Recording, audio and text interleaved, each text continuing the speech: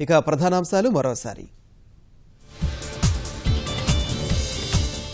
పాత నోట్ల మార్పిడికి బ్యాంకుల వద్ద తొలి రోజు జనం బారులు. ప్రత్యేక కేంద్రాలు ఏర్పాటు, కొత్త కరెన్సీ పంపిణీ. రేపటి నుంచి ఏటీఎంలో అందుబాటులోకి నగదు. ఇబ్బంది తాత్కాలికమేనని జనం విశ్వాసం.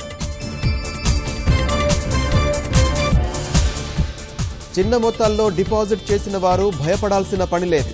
నల్ల కుబేరులను మాత్రం వదిలే ప్రసక్తే లేదన్న కేంద్రం. అవినీతి రహిత భారత్ సాధనే ప్రధాన లక్ష్యం. ప్రజల సహకారానికి ప్రధాని మోదీ కృతజ్ఞతలు. ఢిల్లీలో చంద్రబాబు సమక్షంలో కీలక ఒప్పందాలు. శ్రీ సిటీ సమీపంలో త్వరలో 600 కోట్లతో అపోలో టైర్స్ కర్మాగారం. ప్రత్యేక హోదాపై పోరు ఆగదన్న పవన్. వచ్చే ప్రత్యక్ష ఎన్నికల్లో పోటీ చేస్తానని వెల్లడి.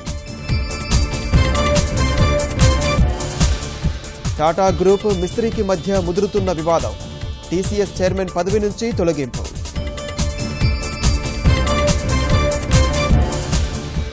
డొనాల్డ్ ట్రంప్కు వ్యతిరేకంగా అమెరికాలో ఆందోళనలు. సియాటెల్ కాల్పులు, పలువురికి గాయాలు.